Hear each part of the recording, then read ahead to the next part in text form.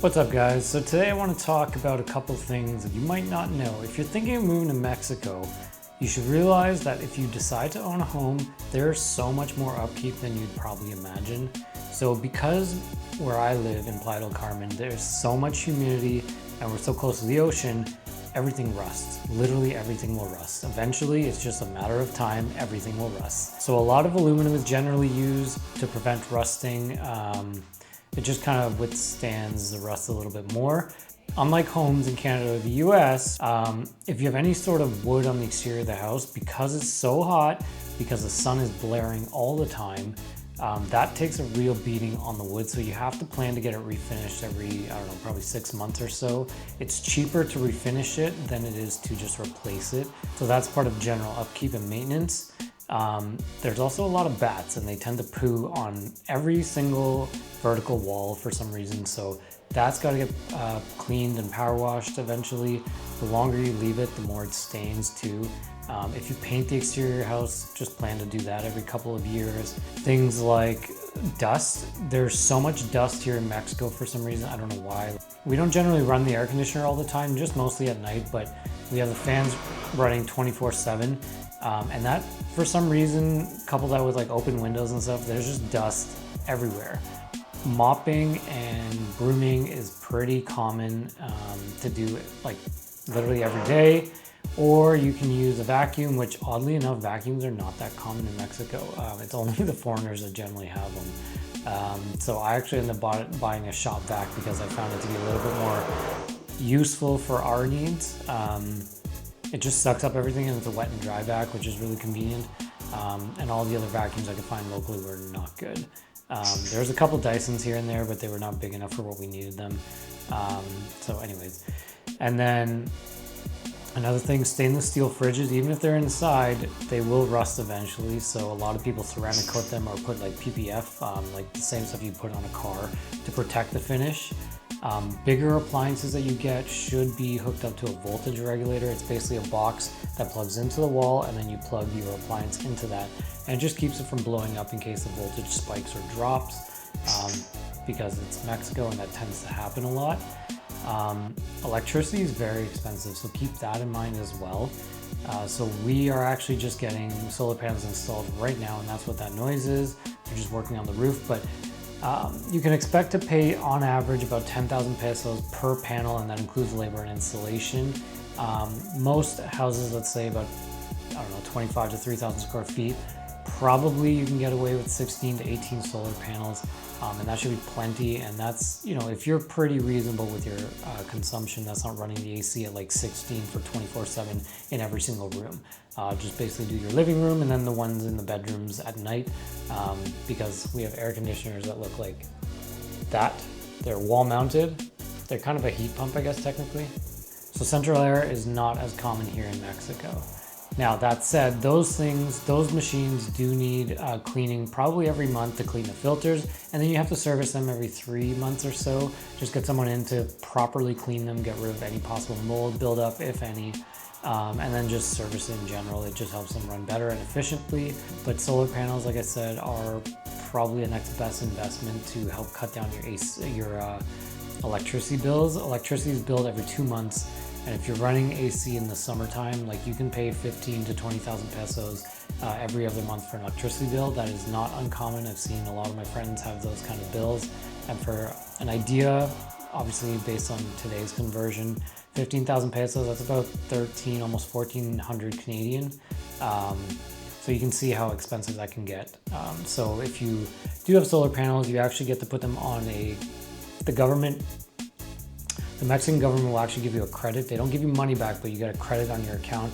And what that means is if you generate more electricity than you use, you get a credit on your account. So for like in the winter, when you don't use air conditioning as much, because it does get pretty nice here, you can bank all those credits. In the summer when it's super hot, you can actually use those credits. And what ends up happening is your minimum bill will be about 50 pesos, which that's the minimum charge you can get regardless.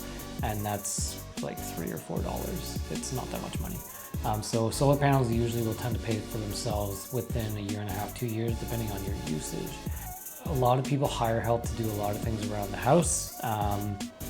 A gardener or landscaper is pretty common to have. You have a pool cleaner, you have people coming in cleaning your house. Obviously you have your handymans, and some people have personal drivers and nannies or tutors that are kind of like a nanny as well. Some people choose to have them live in your house. Some people just choose to hire them when they need them. All these things are fairly affordable. And when I mean fairly, I'm saying that they're really affordable unless you're paying the foreigner price, which you should always negotiate. And like, for example, my pool guy, I pay him about 2,000 pesos a month to clean my pool. He comes 3 times a week. That includes chemicals, and that's not that much money. My gardener, I think, is about 300 pesos. He comes twice a month, just because we don't really have grass. There's just a couple strips in front of the house, and I just wanted to clean up the dead leaves and stuff at the back. I don't really need him here that often, but most people pay about 300 to 500 pesos per visit for a landscaper. Not all that much. A cleaning lady, I think on average you can expect to pay about 500 to 600 pesos is pretty average for cleaning, and that's like a 3 to 4 bedroom house. So you provide the equipment and the cleaning chemicals, and they actually just do the cleaning.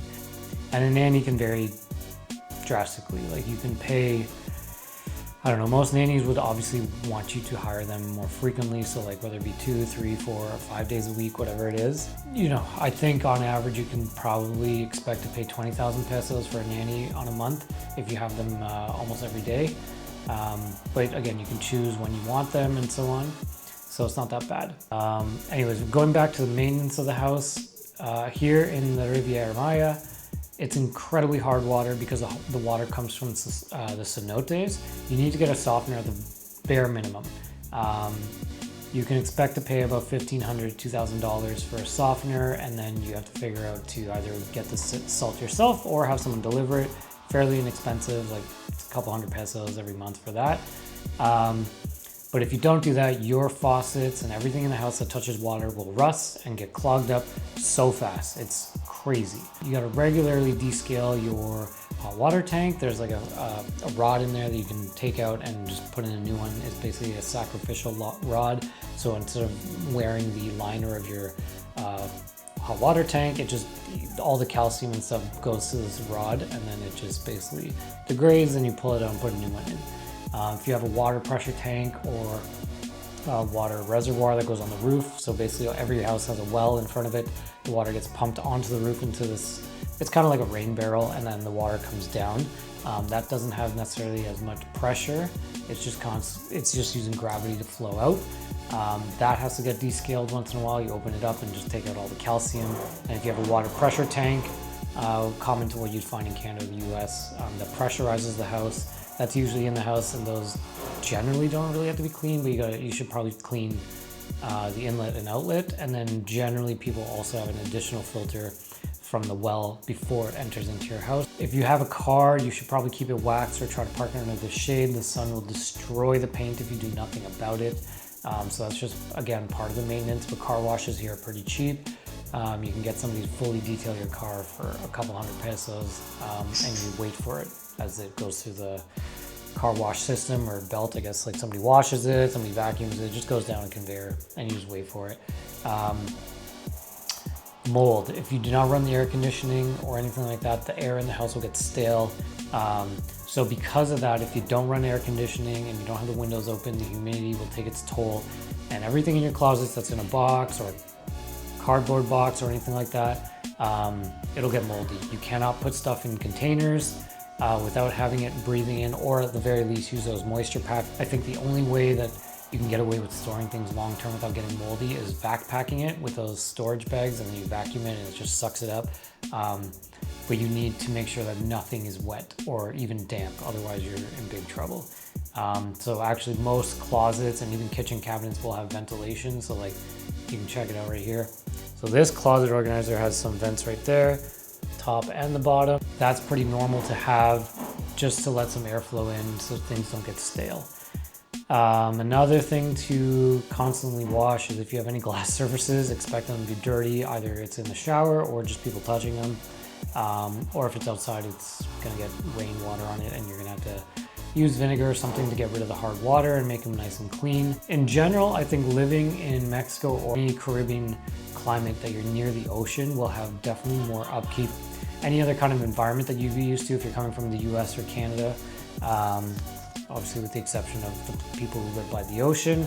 Otherwise, most of the time, just expect more upkeep. So if you're thinking of moving to Mexico or buying property or having a vacation home, it's absolutely crucial that you work with a property manager if you're not living here to make sure the property is maintained and clean, doesn't get skunky and moldy. And if you live here, just expect that you're gonna have to either hire people out or to help you maintain and fix everything, or you're just gonna have to do it yourself, which takes a lot of time. Since we moved here, I was doing a lot of the stuff myself before I found connections. I'm still doing a fair bit because I don't think people coming once a week or whatever is sufficient, but it does help take the edge off like the really deep cleans that you gotta do.